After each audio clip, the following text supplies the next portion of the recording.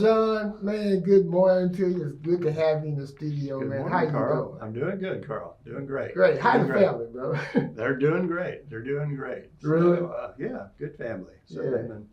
they've been camping out this weekend. Oh, for real? Really? Yeah, well, one of my daughter has. Uh-huh. My son's got teenage kids, so they were band practice and all sorts of stuff. Yeah, I know keeping about them that, busy. man. I used to have teenage kids, Yeah. but not no more. Yeah, well, It's a chore too. We got you know? grandkids. Yeah, now, grandkids. so they're all, they You keep, never get rid they of keep, them. No, you don't. Yeah. Sometimes they come back home. A lot of time they come back home. Yeah. Well, man, it's just so good to have you, you on our show today, knowing the contributions that you have made to Montgomery County and probably other places that I don't know about, So just want to thank you for what I know about you. So I just want, I appreciate it. Thank you. Thank Good you. to be here. Thank you. So I just want the world now to know about you and some of the things that you have accomplished, and then some closing thoughts, Yeah. And I have some questions here, My first question to you, John. First of all, you are with the Conroe Community Cemetery Restoration Project. Yes, sir. Yeah. Okay. I'm the president of that nonprofit. We are a 501c3 nonprofit. Okay, well, thank you. So we're not actually the Cemetery Association. We were just there to clean it up. Oh, And, okay. That was what our goal was, as well as other goals also. But that was the first thing to start chewing on, was trying to get all the brush out of the place. So you got to clean it up. Yeah, we had to clean it up. We spent 2 years, but Oh, wow. it's been a long project. Actually, it was. If I can just talk freely, but I got John Edens, was the guy that started the project back in 2011. He was recording graves over in Oakwood, which is adjacent to it. It was the historically white cemetery. Okay. And the Conroe Community Cemetery was the black cemetery. Okay. You can actually sort of see where it was. There's some rather large trees that are along the boundary. Yeah. Undoubtedly, towards the back, there was like a barbed wire fence or something at one time, and I'm sure that's what defined the boundary between the two. I'm sorry to tell those white people on the other side that the body fluids, the people on the other side have leaked over, and vice versa. So. Oh, wow. Anyway, that's probably one you can strike out of the video. But so he was recording graves over there, and he looked across the fence, and he saw Dora Armstrong's grave, which is the one that has the big pillars on it and everything. Yes. But it was all torn up. The adjacent cemetery was throwing their trash over in there. When they got dead trees and stuff, they'd throw it on top of it. And so he saw that, and he started going through the cemetery and finding more graves. And he just set out, back in 2011, said, I'm going to get this thing cleaned up and pay respect to the people here. So he spent about 5 years working with Larry Forrester in the Historical Commission. He's the chairman of the Montgomery County Historical Commission. They interviewed, I can't remember her name right now, but an older lady, she was near 100 anyway, that had family associated with it. So, and started doing research, which is, when you're starting to do a cemetery project, that's the most important thing to do. Start research. Really? Do your research first before you move a stone, do anything. Our motto is do no harm. And so it's important to know what you're dealing with before you get out there and really do much of anything. So he spent 5 years doing that. So, Wow. And then Larry Forrester let me know that he was going to try and form a nonprofit to get it cleaned up. And that was in 2016. That's when I got involved with the project. Well, I got a question, since you said you got involved. I got a question for you. What first inspired you to begin restoring cemeteries, and how did this journey start for you? That's a bit of it there. But I've since I retired in 2010, I've been very involved with the Sons of the Republic of Texas, Sons of the American Revolution, heavy oriented towards the historical things and genealogy. I've gotten over 100 people in both those organizations doing the genealogy work up for them. And I was just getting I'm a little ADD or something. And sometimes I feel like I got to do something different. And so I thought, well, I'd like to learn how to clean headstones. So I thought, well, this will be a good place to learn it. Now I'm the president of it, and I bit off a lot more than I thought I was, but I've enjoyed it thoroughly. It wasn't exactly what I thought, because my background is, my first degree was in anthropology, and then that didn't work out too much, and so I went back and got my geology degree. So it's working in a cemetery, it's more like an archaeology project, really, than anything. You have to be really careful what you're doing, especially probably any cemetery, but African Americans particularly would use different things. They would use plants to mark graves. So one of the first things I did out there was to get a guy in from the forestry service and identify all the trees and plants out there. And you know, as it went along, we started seeing patterns of things develop, like the gardenia plants. Every time we find gardenia plants, we find burials out there. Oh, really? So they were planting the gardenia plants in honor of the people there, and yucca plants also. So we had to be really careful when we cleaned it up, not to destroy something. Again, that do no harm sort of thing came into play. So you think the gardenia plants could be headstone? Yeah, it could be, or just marking an area. Definitely. The other thing we see out there a lot, and I've seen, again, I read, there's what's the name of that book?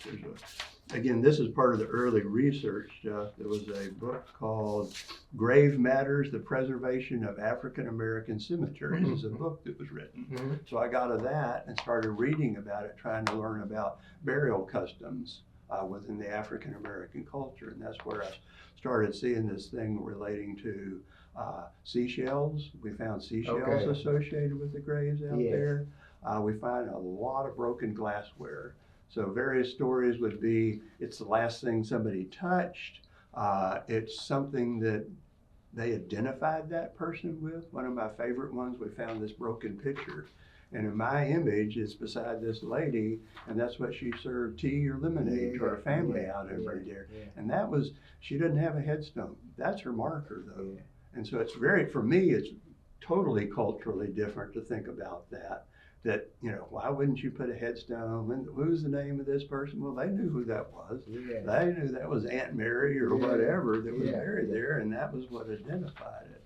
So it's very different, but we had to, you know, realize that. And when we had people cleaning, we had to be really careful too, because they'd walk over, they'd find some kind of glassware or something. They'd bring it up to me. Look what I found. I'd ask them, where'd you find it? Well, over there somewhere. Well, that may be the only evidence that there's a grave there. And so we had to be real careful and let people know, you know, be careful, come get me before you move anything. Oh, wow. So it's been a real interesting journey in that sense. You know, just trying to understand the culture that was going on back then. And one of the big debates we had, of course, was here's the Oakwood Cemetery and here's the Conroe Community Cemetery, and there's a fence between them, okay? One of the things that fence that represents is segregation. You know, it just jumps out at you and says segregation. But it also, we eventually decided to leave it up, but we put 2 gates in to allow free flow between the two now. And that was based on the fact that it has its own unique cultural issues and cultural things that went on there. It's very different from Oakwood. So that left us saying, you know, we really need to define it. The community knows it as their cemetery, and it needs to remain that way. And it's so important, like today, that we history. Right. Keep, we you know, so many people trying to do away with history, but we got to keep our history alive. Right, exactly. Because this is part of America. Yeah. And I haven't put signage up. It's one of the things still to do, but I really would like to put something up there that talks about the fence and the cemetery and relates why did we leave it, just the discussion we just had and what it represents. Because one of the main things that it's been out there is a teaching tool. Yes. We've had over 1,000 people out there helping us clean this cemetery. And a lot of them are kids, young people. And so we get to tell the story about the people that are buried there. Most of them have never heard of a buffalo soldier and don't know anything about it. So we talk about that, even though they've had a history class or something. Yeah. And just talk about segregation, what it was like, what the people's lives are like. What does that fence represent to you? It just looks like a wire fence to me. Well, no, it has a story, And so we try and tell that story and make it more relevant. I'm of an age, you're of an age where I worked in like 1967 was I a junior in high school for a company that was out on I-10, oil field tool company, and they still had, white and colored bathrooms and drinking fountains in 1967. Yeah. So I have this image in my mind, but kids today, they have no idea what was going on. Yeah, they don't. So, and there's of course things are going on right now trying to deal with those issues. But and always will. Yeah. I was out there doing some of your cleanups, and what I noticed, you mentioned the kids. How involved and how much fun the kids were having cleaning up. Yeah, it meant a lot to the kids. I remember early on we had a kid out there.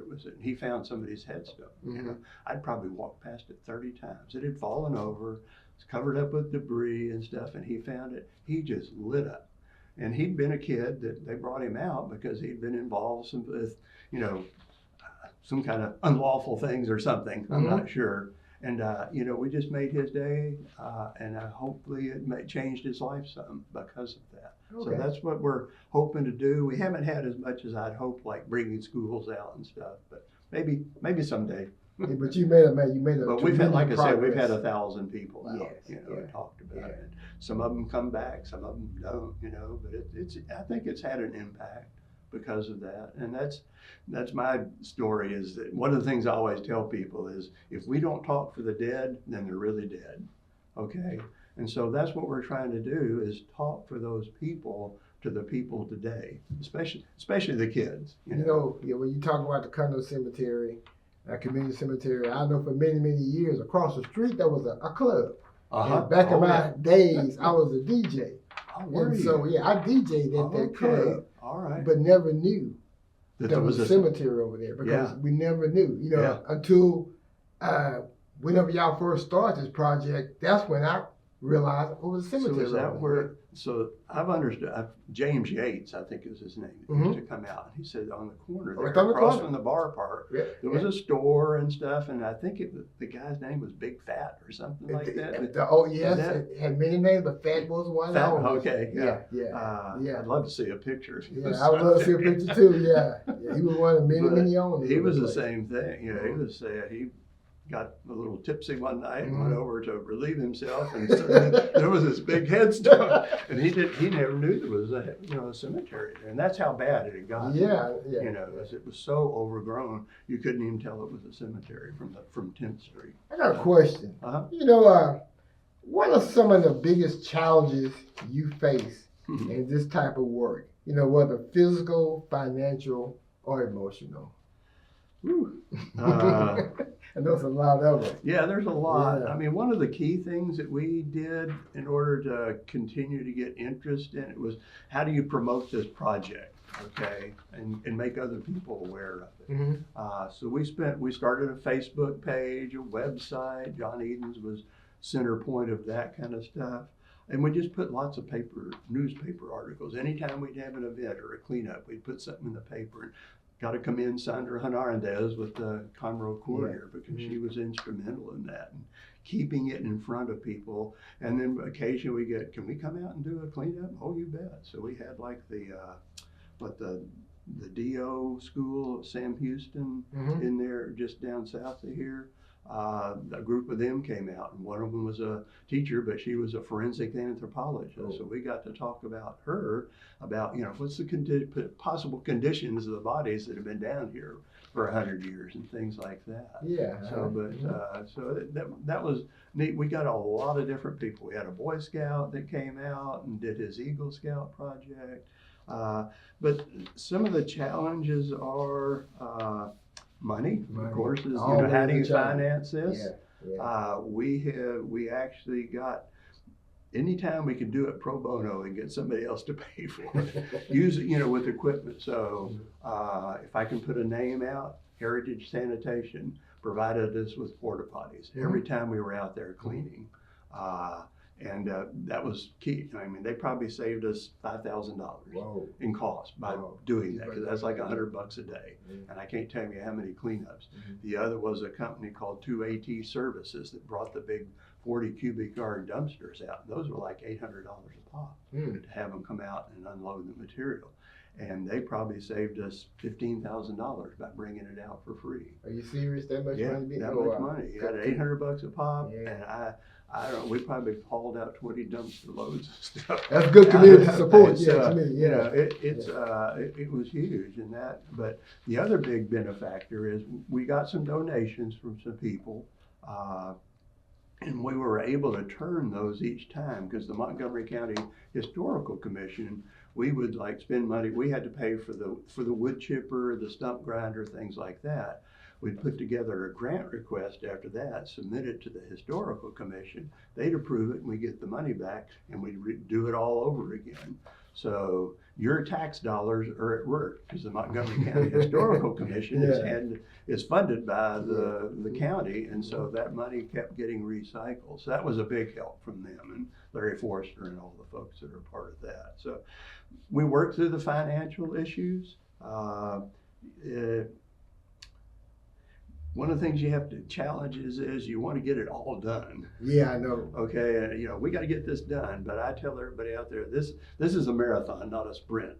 Okay, we'll get done what we can get done when we get it done. And if something doesn't get done, well, that's maybe later.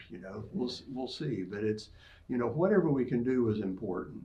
And so. That was one of the things, just that's a challenge to keep that in your mind, is that, you still got a family, although my wife doesn't know it. She doesn't know it. She's like, you need to call me and let me know whether you're dead or alive. I also think about when I was out there, you talk about challenges. Yeah. From a safety standpoint. Oh, yeah. Man, because there's just so much out there, but you want to go get it. Yeah. But you have to really be careful when you're out there. Yeah, I still. Well, that's the puppy dog there. Really? I still have others. But it is. So we were very careful about it, because we didn't want to get anybody hurt out there. We never have gotten anybody hurt. Nobody's been bit by a snake, although we have killed some snakes out there, of course. But we tried to do it where, all we used was, part of it was because we didn't want to hurt anything, and so we used just a lot of hand tools out there to cut stuff down, hand saws. We didn't use chainsaws to start out with. So it was rather slow going insofar as that goes, but it also allowed you to look and see what's going on. You get 50 people out, and then some of them have chainsaws. Somebody's going to get hurt, quite possibly. We didn't allow any kind of chainsaws out. As we progressed through it, a couple of us did get chainsaws, and we would go out beforehand and cut it down, and then people would come in and bring it to the dumpster. And so that worked out and sped the process up real well. But safety was always, a challenge to keep up with it and make sure nobody did anything really stupid. Occasionally kids would be swinging from the grapevines, that's okay. That's okay. I heard you also work on a new project? Yeah, there's a lady by the name of Delissa Foote, Foote, contacted me. She'd seen the work that we had done here. She lives up in Granbury, I think it is, outside of Dallas. And she had a descendant buried named Alex Foote, buried at what's called the New Home Cemetery. I'd never heard of it, although Walter Milo had indicated he had talked to me about it in the past. But the Conroe Cemetery kept me busy for a pretty good while. But we're getting to where it's pretty well in a maintenance mode now. But I'll go back to that. But she contacted me. I said, I'll come out if somebody's interested, because we get lots of requests to help out, but it's usually, will you do it for me? It's like, no, I can't do it. And one of the key things is to get family involved up front. We had a lot of support from the community at the Conroe Community Cemetery, but not much from the for the descendants. Okay. And so far, but the new home cemetery that we're looking at is out in the Twin Shores subdivision out on Lake Conroe, out Highway 8 or FM 830 off Cude Road. There's another cemetery there, Cude Cemetery, that's near it. But this dates back to 1908. It's the earliest burial that I know of. I don't doubt but what there's probably burials, unmarked burials out there that predate that also. It could very well be. Because a guy, Saul Johnson, had land out there. I've done some research on him, genealogy. He dates back, he signed up for voting back in 1867. Oh, wow. And he was born in like 1830 in Alabama. So you know he was an enslaved person. Yeah, yeah. Now where he was in Montgomery County, you know, which plantation, I don't know yet. I've talked to Annette Kerr. She thought because he's in that area, it might be Goldwaith was the name of the plantation. I'm not familiar with it. Greenwood's another big one, but she didn't think, she had never seen that name associated with Greenwood. So he dates back to at least 1867 out there. And I don't know where my thought was going. But, you know, so he's out in that area already. So there could very well be earlier burials in that. It doesn't actually become an official cemetery when a guy, Sam Johnson, and I don't know if they're brothers or what yet, but Sam Johnson sells land to a group of individuals, anyway, a group of individuals for the cemetery, and it became it was actually in the deed record called Sam Johnson Graveyard, is what it was called, but eventually it becomes New Home. And it's a collective of farms that were out there that formed what was the New Home community. There was a New Home ME church out there, a Methodist Episcopal church out there. There was also one that was a Church of God in Christ that was out there. So as usual, probably the churches were the center point of the community in a place like that. Of course, with it was a little bit different for the community cemetery because right beside it is the old Conroe Normal and Industrial College. And that, from what I can tell, and you could probably speak to it more, that was the hub of the community there. Also, the place that you were talking about, that was the dance place and the place that the kids would go get their soda pop during the day or candy or whatever and stuff like that. That was the center of the community. And what's sad is those have died out. And there seems to be less community, as it were. You can address that more. I'm not a part of this community, so you can address that more. But of course, the New Home community also is, you know, everybody's moved out back into the cities. People are living in Willis or Conroe or different places, and they start forgetting about their people, and the cemeteries go into disrepair. And so we've just been it's been really exciting to see up front members of the Straughter family, the Weaver family, the Ruckers, the Milos, saying, we want to get back into this. And they're talking about reforming the Cemetery Association. So that's really encouraging because that's the one thing that we don't have on the Conroe Community Cemetery is a plan forward, okay? Insofar as I'm going to die in the next 20 years, probably sooner than that. Who's going to take care of it? I tell all the kids that come here, I say, in my will, this riding lawnmower is going to be yours, and you're going to come out here and do it. I did the same thing, I haven't decided which one, but you know, we don't have a plan for the maintenance. So I don't know where that's going to go, but because I see the family coming in initially, that's really encouraging to me. I can imagine that is to see your hard work and see people noticing. And they're excited about it. They're very excited about the attention that's being paid to the families out there. Okay, I know we've been talking quite a bit. I got one more question I want to ask you. Why do you believe it's important for future generations to preserve and protect historical cemeteries? As I said earlier, the dead, if we don't speak for the dead, they're really dead, they're forgotten. And they have rich stories. I think we all probably kick ourselves. We're not talking to our parents or grandparents more about what they lived through. We were pretty self-centered when we were young, and didn't think You think about didn't that, think yeah, to ask about that. So it's important to talk to your family, you know, your older family, and find out what life was like. But you know, that's what is important. Young people need to hear those stories. Betty Straughter was out. I don't know. She's probably in her 80s. I'm not sure. But I asked her, and there's a guy, Monroe Luke, that's lived out there. He doesn't have any family. I said, you know, what was it like being an African American in the in the 1930s in this community out here? And you know, he said, you know, well, you just had to do what you had to do. You know, my dream was always to have my own business, my own job, you know, where I'm the boss instead of being boss. But you had to do something. You had to live within the system in order to get to that point. So that was his point.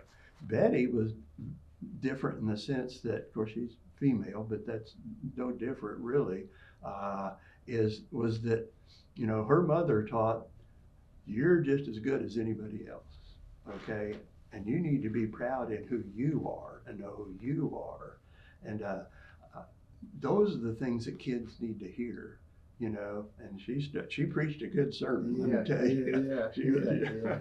Awesome, man. She could preach it, but kids need to hear that stuff, you know. We deal with stuff today, there's so much at each other. And we need to hear how other people dealt with these situations, their stories. Our struggles are somewhat different than theirs, but we need to see that we are on the shoulders of the people that came before us, and we need to respect what they did to get us to this point. Okay, is there more to be done? Yes, there is. Always more to be always done. more to be done. Always. But if I may be so bold as to say, being of this color, these two projects to me look like what Black Lives Matters looks like. Okay. Because what it's doing is you and me are discussing this. We're not yelling at each other in a car or over Facebook. We're face to face. Face to face. And that's what's needed. You and I, to me, I say race is purely a cultural thing, but it's also a system whereby which you keep somebody down, just like big brother, little brother. You know, somebody's got to be on top. Somebody got to be on top. You know, to me, it's a social construct designed by one group to feel better than some other group. And so we need to have those discussions and see that, you know, we're virtually the same. And that's we're why all part of the human race, okay? Yeah, and that's the only race that really matters, is we're all part of that human race. But, you know, we're so similar. You know, we grow up in a different culture quite often, and we can't understand things. I can't understand why they didn't put up a headstone, why they broke glass on the grave. It's like, why would you do that? But the more I deal with it, the more I see it, the more, of course, we have a lot of time to build up stories out there. But you know, in the end, man, we all God's children. That's how I look at it. Exactly. We all God's children. And that was Betty's story. You know? That was basically her story. We're all God's children. We're all level at the cross. Everything's leveled out. We're no different. We're all in the same fix. We're in the same fix, And, you know, the man has, you know, we talk about how bad it is. Well, you know, go read articles from before the Civil War, some newspaper articles. You know, what goes around comes around. Yeah, it was vicious, okay? And the nature of man has not changed. Nature of man has not changed. It hasn't changed a bit. You know, we just get it shoved down our face. Just the time period that we live in. Yeah, it's the time period, man. And, you know, that's the other thing. Why do we want to do this? So we don't repeat the same things that we did before. Okay, we need to learn, you know, how did they deal with this? How can we deal with it better? I'm not sure how well we're doing. Well, it's about building those relationships. Yeah, you know, it is. It's building relationships. Build those relationships. That's what, personally for me, I love diversity. Okay, I just love different people. I won't tell the story that I used to shoot. Okay. We won't get political. Don't get political. Yeah. But I just love different people. I love to talk to them. I love to see what they've been through. You know, it enriched my life to so much. There was 3 ladies that came out to work at the community cemetery one time, and they had a fairly newborn child, under age 1. And one of them would be in the car, and 2 of them would be out working in the cemetery, and then they'd go back and they change out. But that just was like, wow, Wow. that is so Yeah. amazing. Yeah. These young people and their Yeah. mother would be out Yeah. there doing this Yeah. while they got their baby in the car, and so that was really, really exciting. But yeah, just so good, Jim. I think that some of the things you have done have really sparked other people to be more involved in the I community. hope so. Yeah. It might be Let's hope so. cemeteries or other projects. Oh, yeah, it you doesn't know. matter. but There's they- other things, yeah. we're working on the Yeah. college too. Yeah. I don't know where that. I'll never forget, you don't know this, but when you all first started many, many years ago, I did get an invite, but I didn't go. But a friend of mine named Calvin Vincent, he did Oh, yeah, go. I know Calvin. And Yeah. Calvin called me and said, I went to that community, a cemetery thing, and he said, they got some great ideas. Yeah, that's the first thing he said. Two more exciting things. Dedication of the Mittie Campbell School. Okay, Mhm. Mittie Campbell was an early educator in the Black community, and we got a school named after her again, because the school at one time was named after her. So there's now Mittie J. Campbell Elementary School, and there's going to be a dedication on October the 30th of the school at like 7 o'clock. We're still working on the historical marker. That's really exciting to see that. And this is part of what this is all about, is paying recognition to the people that, laid the groundwork for